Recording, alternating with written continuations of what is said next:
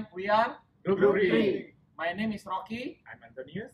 I'm Putih. I'm Monica. I'm Ridwan. I'm Doni. So we prepared this video for our last assignment, project management module. Enjoy. Hi, my name is Rocky. I am working now in the courier industry. Currently, I am responsible for directing all the branches across Indonesia. In doing this unit, I am hoping to have better knowledge how to run a project so I can have my company growth better than last year. Hi, my name is Monica Lembong. Currently, I work as a CEO of Books & Beyond and Siloam General Hospital. This project management module helps me a lot to accomplish my job, which is opening new stores and expanding my hospital. I'm Salim. I work at Nick Johnson Nutrition. My current position is trade marketing manager, and project management is my daily job. So I really have a lot to learn from this module. I hope I can sharpen my project management skills and learning new system and able to learn what's new and what I can do better in my job. Hi, my name is Putih. I'm working at Nomu Bank and I'm a banker. I'm handling for product development and I'm handling some project management too. So, from this module, I believe that I can do better in accomplish my project and achieve the goal result. Thank you. Hi, my name is Ridwan. I'm currently working in Siloam, Bali as an aesthetic manager there. So this module, project management, is really helpful for me because in aesthetic, we keep innovating, and then this project really helped me to handle the project well. And then in the future, hopefully after I learn this module, I can handle my project better and also get the better result from what I already get. Thank you.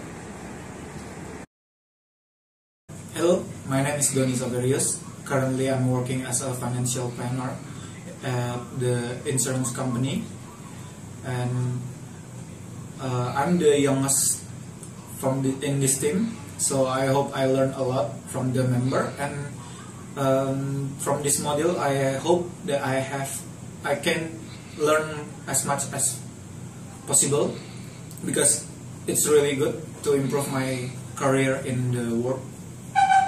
So thank you.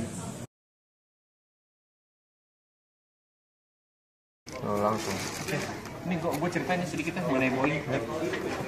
Jadi gini. Jangan tahun depan. Ini siapa lucunya. Jadi Boeing itu tahun 81, ya kan? Jadi dia pada Boeing itu dia pengen buat pesawat baru. Dia buat pesawat baru, terus dia bilang oke, kita buat pesawat baru namanya X7. Jadi X itu untuk bagian kalau masih develop itu namanya X7. Jadi dia bilang ini setelah survei membuktikan bahwa dia pesawat itu.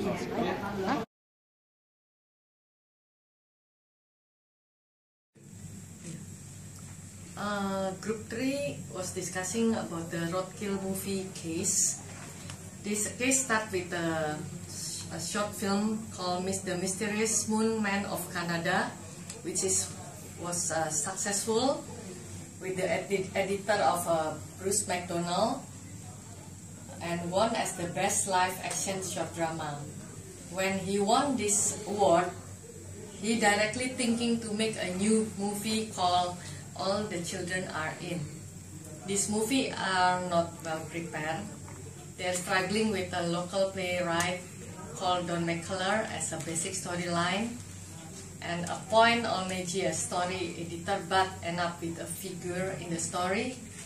And then later Don passed the storyline to Bruce, to Al, and to Colin. And along the way they changed the title into The Roadkill. The management of this movie project is very adaptive and easy to change. And then in the roadkill movie making process, they start with a low budget movie, and they start with a fund from Canada and Ontario Arts Council grant, about $70,000, and they still need $120,000 grant from OFDC, but it's not granted yet. And they try to make the 200,000 budget movie based on the script writer act in the movie, steal or borrow props and wardrobe, and the crew even play in the most parts and bribe people with the fake American $100. But the team was successful to enter the festival film in the Toronto and won the most outstanding Canadian film and won a 25,000 cash. From what Ibu Monica has explained, it's very obvious that they're using an adaptive approach for this project. They started with an idea about having another movie, documentary drama movie called All the Children Are In, and then they start the execution. They start with a bit of planning. I say it a bit because they know their direction, but they know that they don't have any funds. They know that they're gonna play it with low budget, and then they go straight with the execution. Even in some part of the case, they said that even though we didn't get the money, we will still do it. So the execution, it's still done, and then after they're executing, they change over time because of the obstacles that they found. So it's really showing how adaptive this project is. And then what they have is the objective that's very clear. Okay, now I will discuss the strategic analysis for our case, roadkill. First of all, before I start the Moscow method, we need to know that the project director of this roadkill is very agile and has good leadership, so he can adapt the changing environment within the time frame when he make the movie. First of all, for the Moscow, the must is about the movies, the documentary movie, and it must have low budget. And for the they should have better preparation for this movie, and also should have better team planning. And they could have better funded, and they also could have better plan. What they won't have is force for funding and stop due to any reason.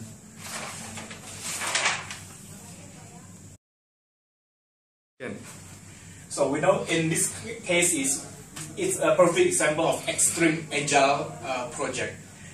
In this kind of project, good leadership is needed, and we can see that they have a perfect good leadership. He can pull out all this Moscow method, must, should, could, want. The end is one thing: they want this stop due to any reason. They need to present the movie, and they need to operate based on this Moscow thing, and they need to have a lot of plan B, plan Z, or plan that didn't exist because they need money more than what they have. But with his leadership and agility and ability to change and adapt, they managed to pull the art project and finish it perfectly.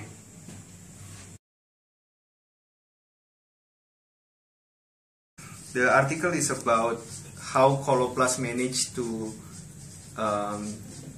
apply the innovation.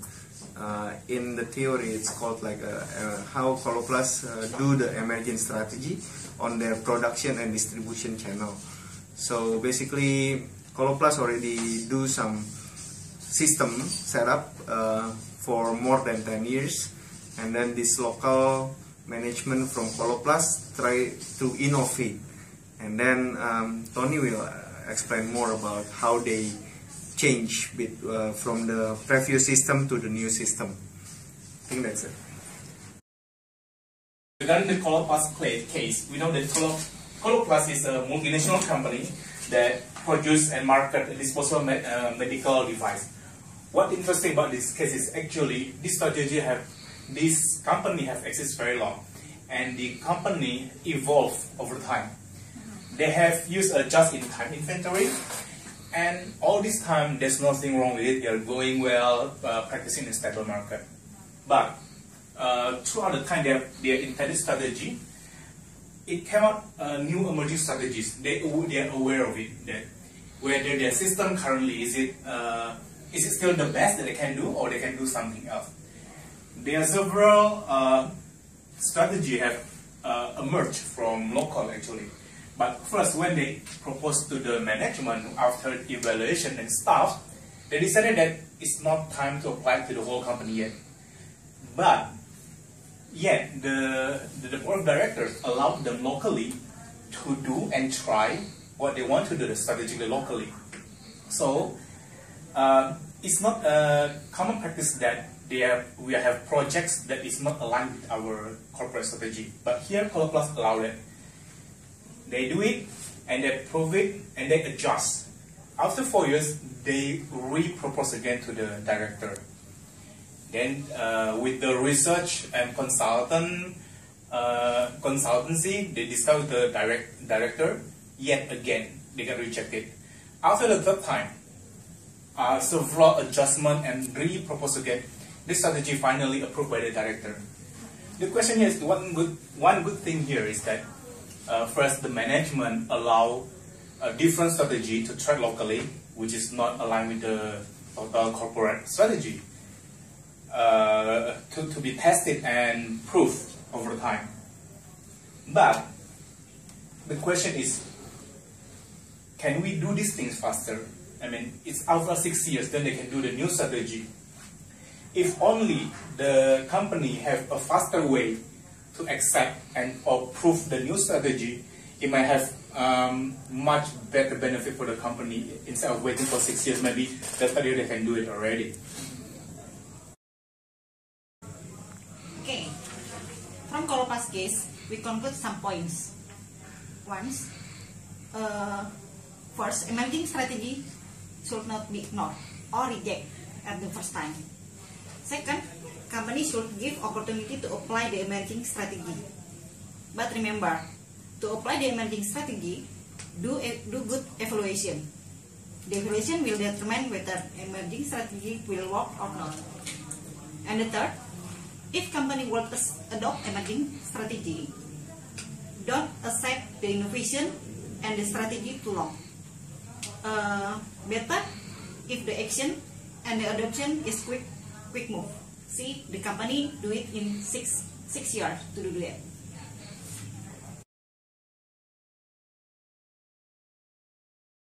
So the 26 million OOPS case, it's tell about the document supervised interview with authority member and etc. A cost were little more than rough guess, had misjudged the cost by almost 26 million, and the planned budget from 1.120 million, which was later moved up to 158 million. This project suffered cost overrun, schedule overrun, low efficiency of performance, and other obstacles. Problems of this project are they have a poor project planning, and then poor project communication, poor time management, and poor leadership. For the poor planning, for example, they didn't even hire an expert at the first 8 working months, and they ignoring rainy winter in North Carolina. For the sample of poor communication is the poor communication between Jordan and the team, and the poor time management. They have a late hiring of a full-time project manager by the committee, which took place 8 months after starting the construction. For the poor leadership, they changed a basketball arena into a hockey arena without informing the team, and they even don't have an ownership for the project for its parties involved.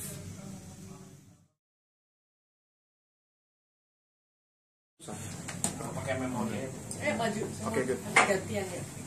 So about the problem, we will define the cost, scope, or time. Because So the cost is increase, but the scope also increase. Because the scope increase, the time is Definitely increased. increase. So I think from my point of view, extra cost 26 million will be a problem if, because we add extra scope and the project leader didn't expect there will be extra cost, right? Yep. But if he expect already, it won't be a problem. But I think he didn't expect it.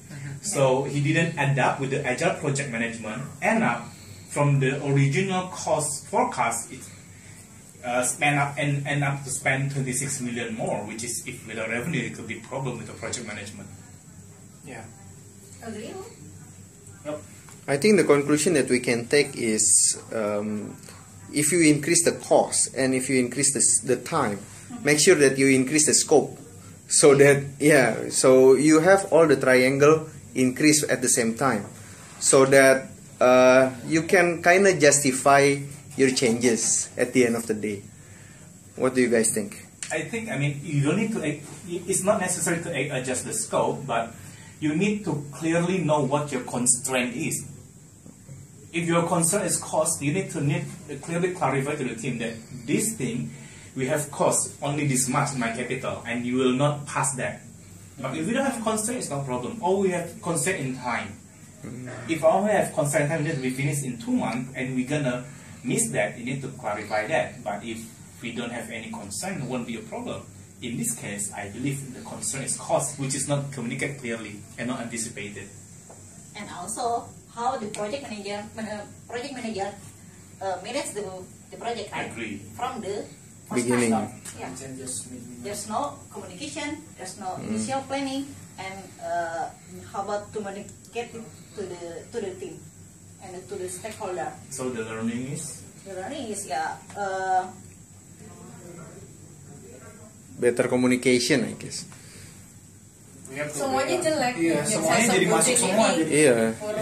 Mungkin kita mesti melihat dari poin awalnya. Jadi tadi kita ngomongnya bahwa the project leader should able to do agile project management and anticipate that and able to forecast gitu kan. Clearly communicate to the team what the implication of every request, what's their constraint, and he need to able to manage it with agile project management, which is meanings like he need to report monthly progress. Yeah. Project leader. Absolutely, the project leader didn't have ownership to the project. Yeah. Okay. Yeah, I guess that's it for Oops 26 million.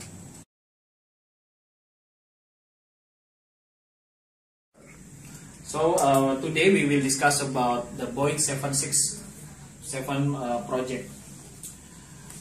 Boeing assembled a new airplane program study group. Then they called the project as 7X7. Later on they renamed it as 767, and they produce the airplane when they have 80 orders from some airlines in USA. Along the way, the government issue a new regulation that they can have 2 crew cockpit instead of 3. By that time,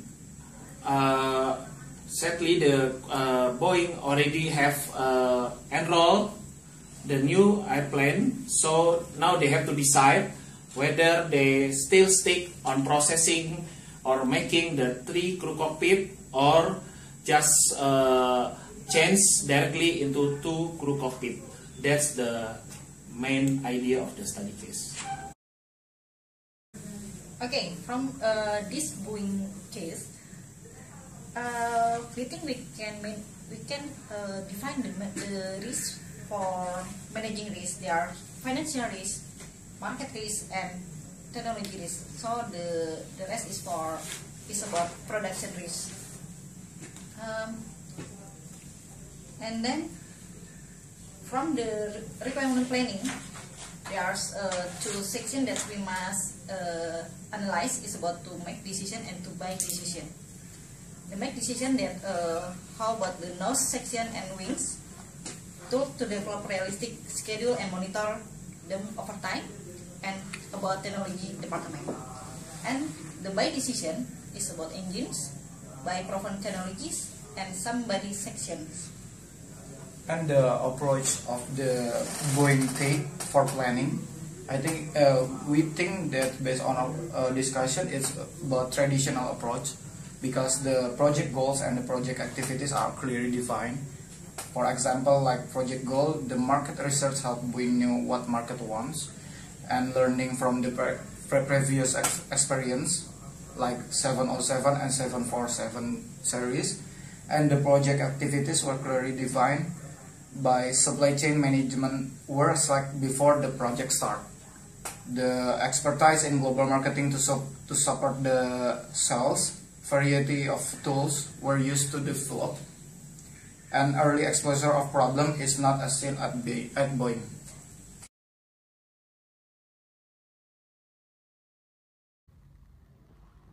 I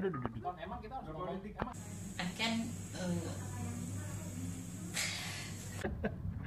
Kayak film. So sorry, belum. suara-suara. Cepet satu-satu duduknya satu-satu. Ya udah mulai. Jadi